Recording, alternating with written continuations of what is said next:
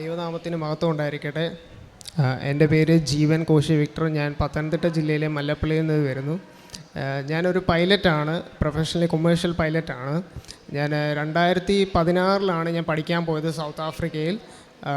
2019 ആയപ്പോഴത്തേക്ക് എൻ്റെ പഠനം കഴിഞ്ഞ് ഞാൻ തിരിച്ച് നാട്ടിൽ വന്നു. എനിക്ക് ദൈവത്തിൽ വിശ്വാസമൊക്കെ ഉണ്ടായിരുന്നു, മാതാവിലും വിശ്വാസമുണ്ട്.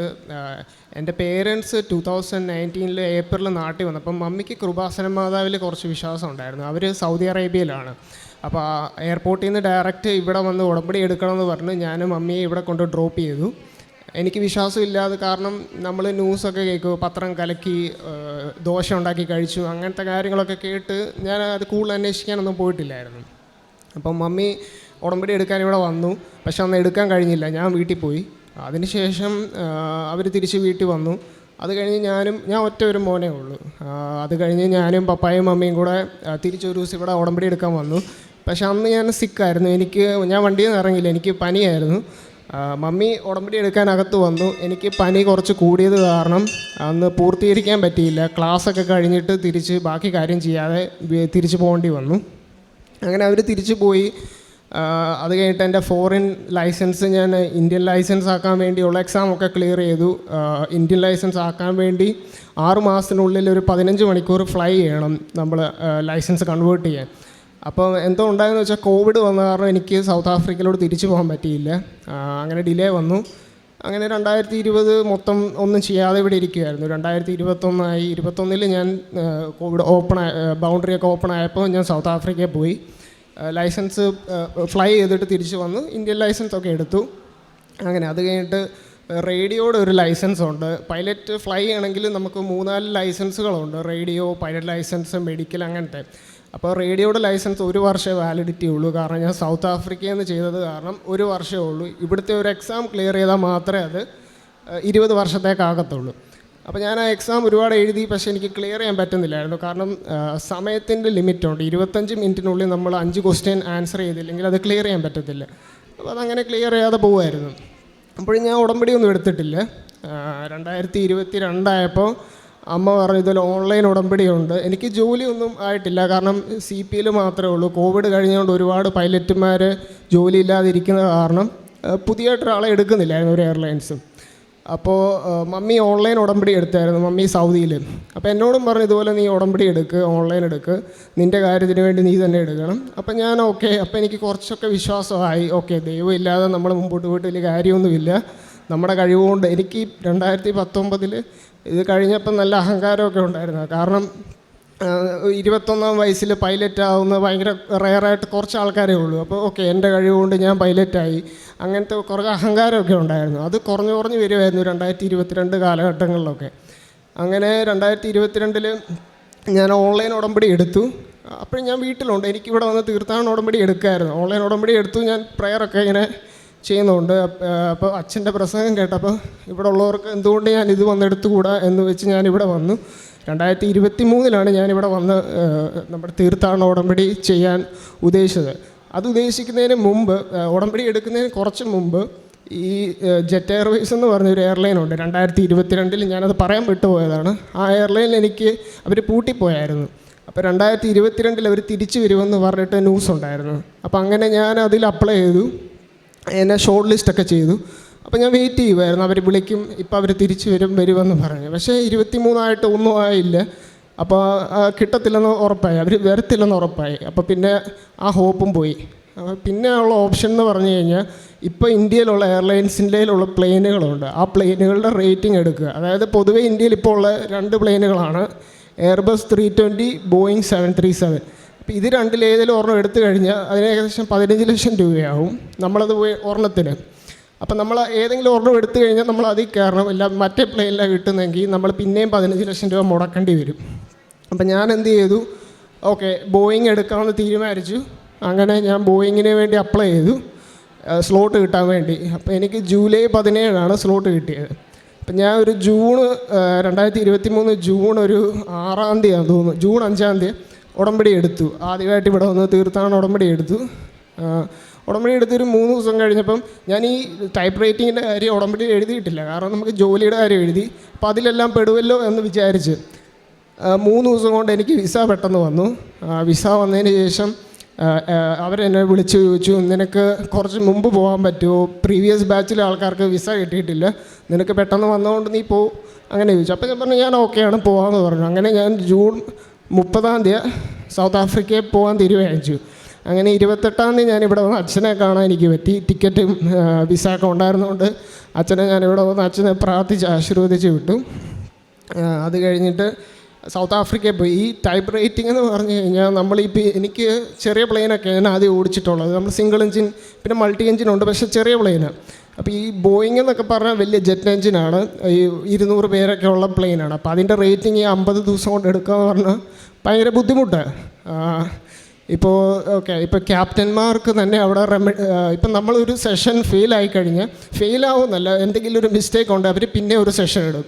ആ ഒരു സെഷൻ ഏകദേശം $1000, അതായത് 82,000 രൂപയോളം വരും എക്സ്ട്രാ സെഷൻ. അപ്പോൾ ക്യാപ്റ്റന്മാർക്ക് പോലും എക്സ്ട്രാ സെഷൻസ് കിട്ടുന്നുണ്ടായിരുന്നു ഞങ്ങളുടെ പ്രീവിയസ് ബാച്ചിൽ.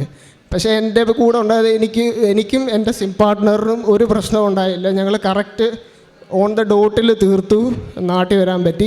അത് എൻ്റെ കഴിവുകൊണ്ടല്ല, കാരണം നമുക്ക് എക്സ്പീരിയൻസും ഇല്ല, പ്ലസ് ക്യാപ്റ്റന്മാർക്ക് വരെ റെമഡിയിൽ കിട്ടുന്നുണ്ട്. ദൈവത്തിൻ്റെ മാതാവിൻ്റെ കാശുരൂപം കൊണ്ടാണ് ഞാൻ എല്ലാ സെഷനും പോയിക്കൊണ്ടിരുന്നത്.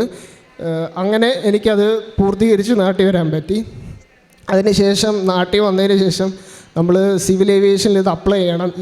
എൻ്റെ ലൈസൻസിൽ എൻഡോർസ് ചെയ്യാൻ വേണ്ടി ഈ ബോയിങ് 737 എന്ന് പറഞ്ഞ പ്ലെയിന് അത് അപ്ലൈ ചെയ്തപ്പം എൻ്റെ കൂടെ ഉണ്ടായിരുന്ന ആൾക്ക് പ്രശ്നങ്ങളുണ്ടായി. അവനെന്തോ പേപ്പറിൻ്റെ ഒക്കെ മിസ്റ്റേക്ക് കാരണം അവൻ്റെ ലൈസൻസ് അവരെ ഹോൾഡ് ചെയ്തു.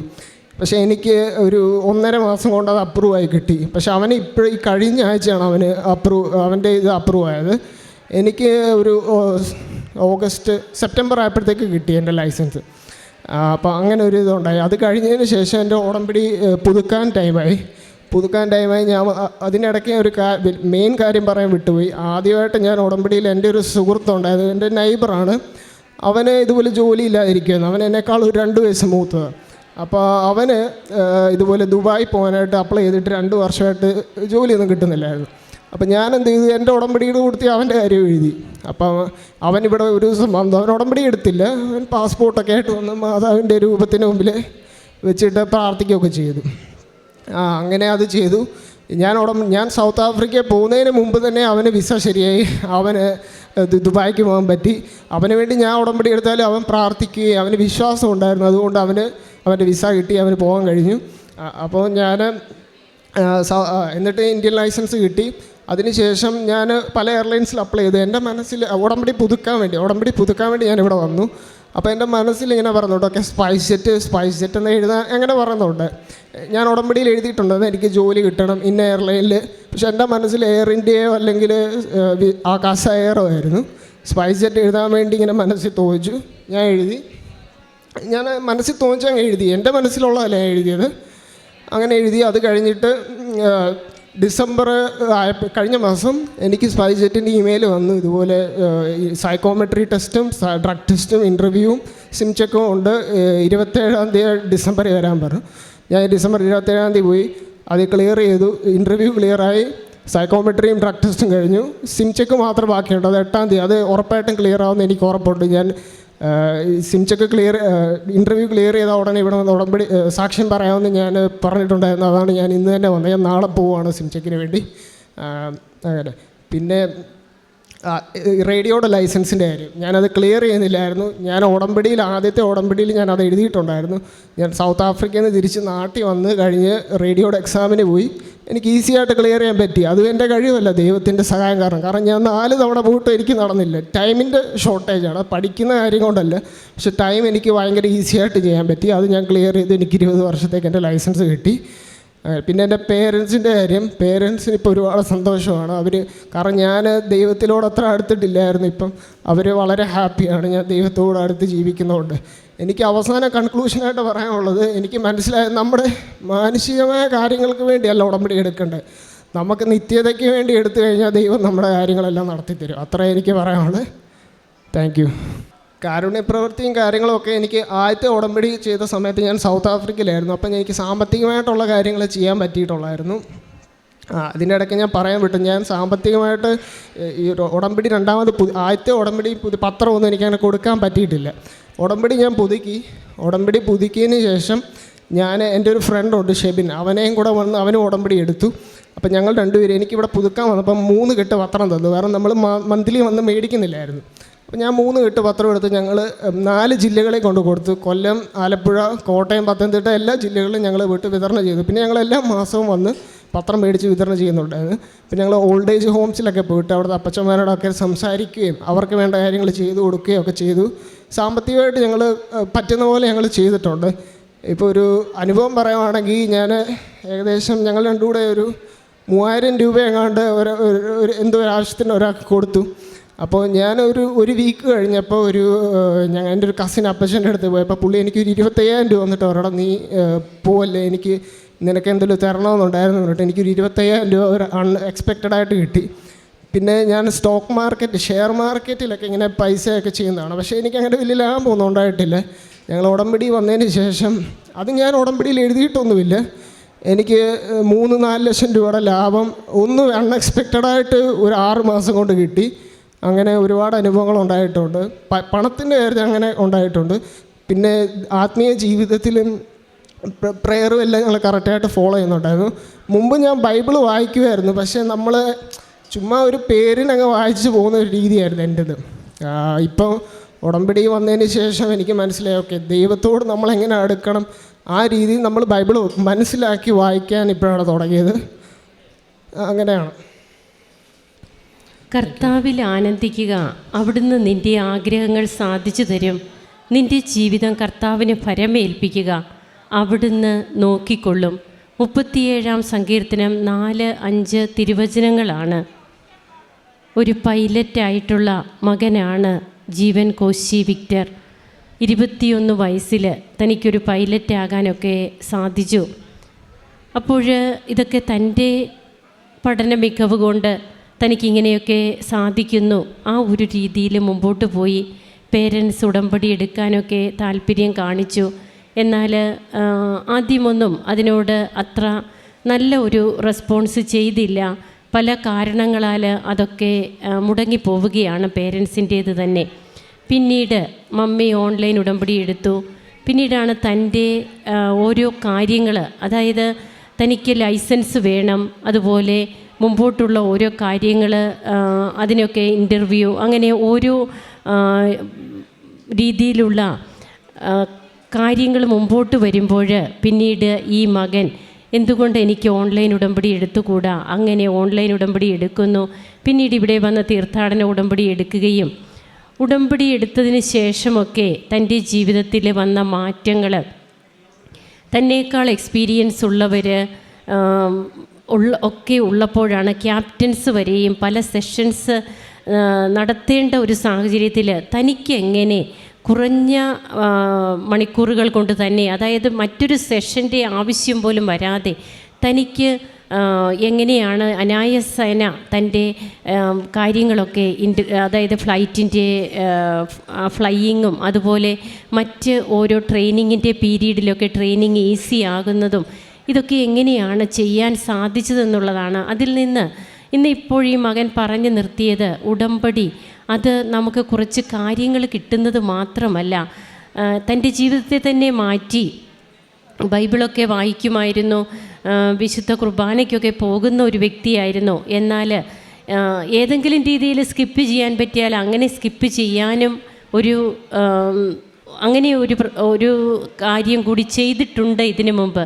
എന്നാൽ ഉടമ്പടി എടുത്തതിന് ശേഷം തനിക്ക് വരുന്ന ട്രെയിനിങ് പീരീഡിലോ അങ്ങനെയൊക്കെ തന്നെയാണെങ്കിലും ഓൺലൈനായിട്ടാണെങ്കിലും വിശുദ്ധ കുർബാനയിൽ പങ്കെടുക്കുവാൻ തനിക്ക് പോകാൻ പറ്റാത്ത സാഹചര്യമാണെങ്കിൽ അതൊക്കെയാണ് ചെറുപ്പക്കാരായ കുഞ്ഞുങ്ങൾ ഇവിടെ വന്നതെന്ന് പറയുമ്പോൾ അവരുടെ ജീവിതം ഇനി അവർക്ക് കിട്ടിയ ആ ബോധ്യങ്ങൾ ഇനി അവരുടെ ഉള്ളിൽ നിന്ന് പോകില്ല. ആ ഒരു അവസ്ഥയിലേക്കാണ് ഉടമ്പടി അവരെ എത്തിക്കുന്നത്. ഇത് ഈശോയുമായിട്ടുള്ള ഒരു ബന്ധത്തിലേക്ക് എന്നെ എത്തിച്ചു. നിത്യത തേടിയുള്ള ഒരു ജീവിതം, അതാണ് എന്നെ ഉടമ്പടി ജീവിതം എന്നെ പഠിപ്പിച്ചത്, അതാണെന്നാണ് ഈ മകൻ പറയുക. അങ്ങനെ തനിക്ക് കയറിപ്പറ്റുവാൻ സാധ്യമാകുന്ന എല്ലാ രീതിയിലും ഈശോ തന്നെ എത്തിച്ചു. അത് തൻ്റെ കഴിവല്ല. It is not by merit but by grace. ഇത് എൻ്റെ കഴിവിലെന്ന് ഞാൻ അഹങ്കരിച്ചിരുന്നു. എന്നാൽ ഇന്ന് ഞാനൊന്നുമല്ല, ഈശോയാണ് എല്ലാം ചെയ്തത്. അതുകൊണ്ട് മാത്രമാണ് എനിക്ക് ഈ ചെറുപ്രായത്തിൽ എൻ്റെ സീനിയേഴ്സൊക്കെ നിൽക്കുമ്പോൾ പോലും എനിക്ക് പല കാര്യങ്ങളും ചെയ്യുവാൻ സാധിച്ചതെന്നാണ് ഈ മകൻ പറയുക. അങ്ങനെ തൻ്റെ സാക്ഷ്യത്തിലൂടെ ഈശോയെ മഹത്വപ്പെടുത്തിക്കൊണ്ട് നിൽക്കുന്ന ഈ മകനോടൊപ്പം നമുക്കും കരങ്ങളടിച്ച് ഈശോയ്ക്കും അമ്മയ്ക്കും നന്ദി പറയാം, ദൈവത്തെ മഹത്വപ്പെടുത്താം. ഈശോയെ നന്ദി, ഈശോയെ സ്തുതി, ഈശോയെ ആരാധന. അത്യപൂർവ ദൈവാനുഭവങ്ങൾ ഇനി നിങ്ങൾക്കും സ്വന്തം. ഈ യൂട്യൂബ് ചാനൽ ഇതുവരെ സബ്സ്ക്രൈബ് ചെയ്തിട്ടില്ലെങ്കിൽ ഇപ്പോൾ തന്നെ സബ്സ്ക്രൈബ് ചെയ്യുക. ഈ വീഡിയോ ഇപ്പോൾ തന്നെ നിങ്ങളുടെ സുഹൃത്തുക്കൾക്ക് ഷെയർ ചെയ്തുകൊണ്ട് കർത്താവിൻ്റെ പ്രേക്ഷിതരാകുക.